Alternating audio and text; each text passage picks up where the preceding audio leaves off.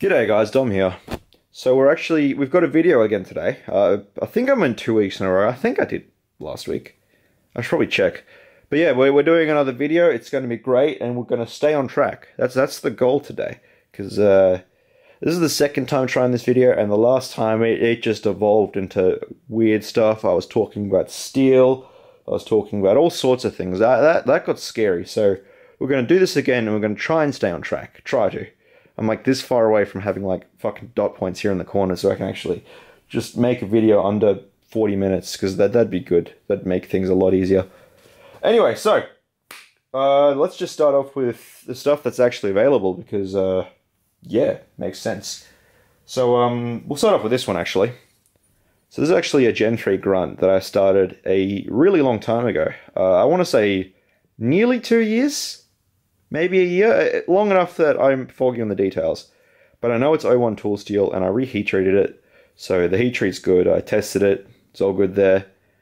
And yeah, basically just fixed it up and wrapped up a handle for it.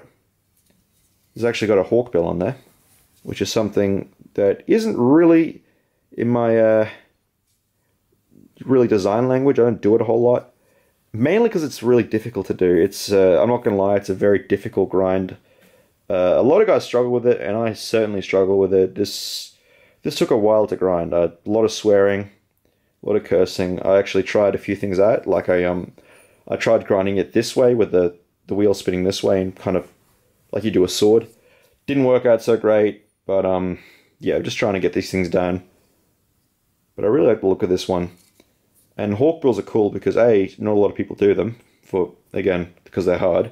And B is that they're really aggressive cutters. And the way it works is that when you cut into something, I'm just pulling straight right now. You can see it's kind of grabbing. Look, it'll focus. You can see it's kind of grabbing and pulling the blade into the cut because of that angle there. So it is an incredibly good cutter, especially on rope and that sort of stuff. It's very aggressive. It's just a trait in hawkbills in general. It's a pain in the ass to grind, it's a pain in the ass to sharpen, but yeah, it's a great cutter. Especially this one with a nice thin edge on there. So yeah, rock pattern on there. We've got the rad poisoning patina. It's 01 tool steel, so yeah, it will patina over time. But it's, yeah, it's a good steel choice. Rock solid. Tough as nails. And 01's really one of my favorite steels. I use it all the time. At the moment, I'm sort of transitioning to A2. And that's mainly because A2 is an air quench steel and 01's oil quench. And oil quench can be a bit of a pain in the ass because it tends to warp quite a bit more than an air quench steel. So that's the main reason I'm switching to A2. A2? A1? One of the A steels, okay? It's one of the two. I can never remember. But yeah. So yeah, nice simple Gen 3 grunt. Little modified just because it was a mistake that I kind of fixed up and made into a good knife. So yeah, that's that one. Next up is actually quite an old knife. I finished this up 14 months ago. And you can see it's a grunt again. So this is a Gen 3, and I'm pretty sure this is one of the very early Gen 3s. The reason I can tell is, firstly, it's got a really long sheath back here. These days the sheaths typically end up around here, unless it's a weird knife which requires a really tight-fitting sheath. It depends, but typically a handle like this, you'd see the sheath come to about here on my newer stuff. But it's also got the rounded edges and the insert, so yeah, I was obviously doing that sort of work a while ago. But yeah, rock solid retention. And the two main things that are sticking out that make me know it's an older knife, besides the build cut with a date written on there, is that it's got a 3D logo, which I don't do anymore. I used to do it for a while, and I learned that that was a stupid idea because I'm not a great man, and when you're not a great man, you tend to do stupid things like putting a logo on crooked. When you put a logo on crooked with an etched logo where it's actually in the steel, it is a nightmare and a half to remove that thing to redo it. And me being me and me not being great with logos, I kind of gave up. So the newer ones are just kind of etched on top of there, so I can actually take it off a lot easier than these ones. And it's also crisper. These have always got a bit of ghosting on them. And the second thing that I can tell it's an older knife, and probably the most important thing, it's got really thick edge geometry, which makes it really tough, I guess, but for a knife this size with such a small blade, you don't need such a thick edge. Typically, I like to have my knives around the 0.25 mark, So that's really nice and thin. It'll just cut like crazy, which is what you want. That's really how you get the most performance out of your steel. There's no point buying an expensive steel like S35, another thing I don't use anymore, and you know, putting a really thick edge on there, because you're kind of wasting the potential of the steel. So for the newer ones, well, I don't really make these anymore, but for the newer knives I make, they're a lot thinner and the grinds are quite a bit higher, so you have much more of a slicing action out of the knife. As I mentioned before, it's S35. It's a steel I don't really use all that much anymore. I do it for the keychain cutters, and that's about it. Main reason is the stuff is really, really expensive, and for the amount of money you're paying, I think there's a lot better options out there than S35. Plus, I don't really like the way it finishes and the way it grinds, so yeah, I tend to avoid it. But yeah, that's the main things. Besides that, it's pretty solid. Anzac pattern on the canvas micarta handle.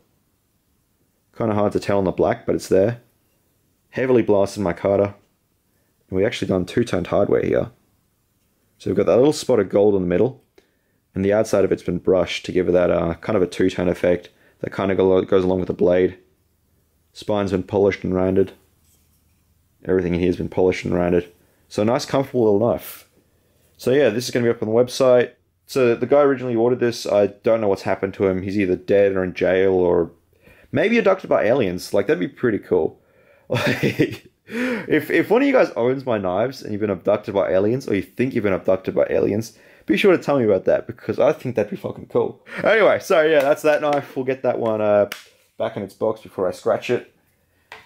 Now onto the stuff that's actually spoken for, and both of these knives are for a pretty big collector of mine. He buys a lot of my stuff. He's actually got about 16 of my knives at the moment, so pretty sizable collection.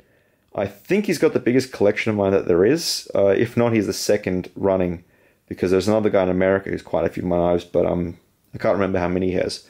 This guy was with me at the Melbourne Knife Show. We talked quite a bit. He hung out at my table, and we established he has a shitload of my knives.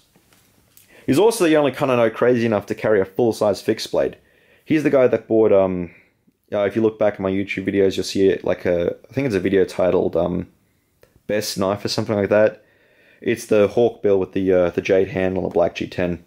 He's the guy that bought that. And the Melbourne Knife Show, he was walking around with this full fucking fixed blade, like, I think it's like a 20 inches overall, like a big fucking fixed blade, in his pocket, walking around like it's nothing, which is fucking crazy. And it warms my evil little heart knowing that there's there's people out there crazy enough to carry massive blades like that. It's fucking awesome.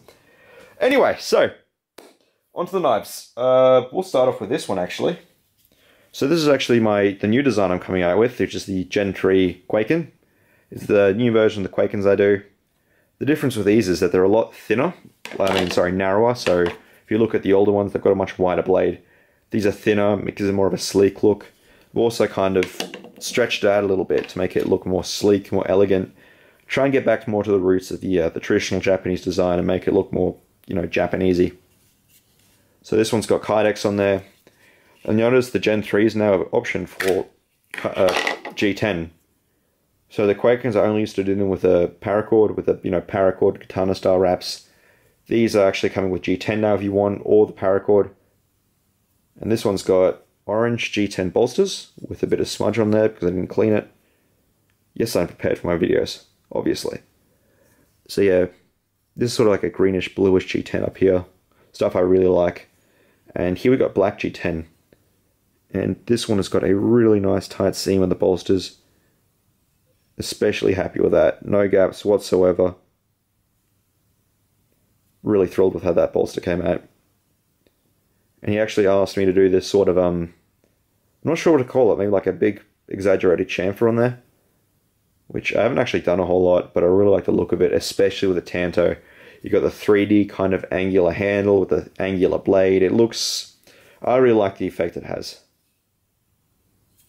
This one's got an Asa stonewash blade, chisel grind, and this one's also got a sort of a compound grind. So you can see here I've used an 8-inch contact wheel to actually do the hollow grind, and it's actually got a flat grind tip, which gives you that nice little curve there. Something I'm a big fan of. So yeah, that's that one. Nice and simple, CPM 154, razor sharp. And he's going to go pick this one and the next one up Friday. And the next one I actually finished off this morning. So you can firstly see we've got a bit of very negative angle to the blade. Kydex sheath, grey Kydex on there. He's a big fan of grey Kydex, so pretty much all of my knives that he has have the same Kydex sheath on it, nice and dark and grey, little different. He likes different stuff. The only thing I really don't like about this is that the sheath is a little loose, but because of the blade shape, I don't think you can get anything better out of it. It took me like 3 or 4 goes and quite a bit of Kydex to get this right, and I didn't want to have a sheath where you have to kind of rotate it in the right way, because that's just a pain in the ass, so I kind of packed it out and did the best I could. But yeah, it's a solid sheath, and I don't think it's going to go anywhere. You got that nice click. It's just a little looser than I'd like. I'd like him a little bit tighter. But yeah, that's the sheath and the knife itself. We've got a very, very aggressive hawkbill on there. Chisel grind. We've got that two-tone satin going on. So here we've actually got a 400 grit belt finish satin, along with a swedge, and the flats are heavily acid stone washed. So it's got canvas micarta on the handles, OD green, heavily blasted with a large Anzo pattern on there. And the screws here are two-toned as well to go with the blade. So you've got the acid stone wash inside it, and the outside's been brushed, so you have that kind of, it just kind of brings the piece together, I think. It's got red liners on there. I was a little iffy about the red liners because it's been done quite a lot and I wasn't sure I was going to like it. But now it's all been put together, I really like that little pop of color because it just kind of breaks it up. Because I think with black liners, like I normally do, it'd be too aggressive and too tactical. This way it kind of balances it out a little bit and makes it look a little bit more classy, which is something I really like. It's got a nice big handle on there. And a lot of guys commented on Instagram that I should put a ring on there and make it a karambit. That's not going to happen. I have zero interest in making karambits, so yeah, that's about as close as you'll get as to a karambit from me. So yeah, that's that one. Nice and sharp. And by far the most aggressive hawkbill I've ever ground. That was, yeah, that was a pain in the ass. A little bit nerve-wracking, especially doing the two-tone. Just praying I don't fuck up when I was doing it. Because you got to kind of twist it. At least with this one, I had to kind of twist it as I was grinding it. And yeah, it wasn't easy. But it's done, and I really like the results. It's a nice, comfortable knife. And should cut the hell out of some boxes. So yeah, that's that one.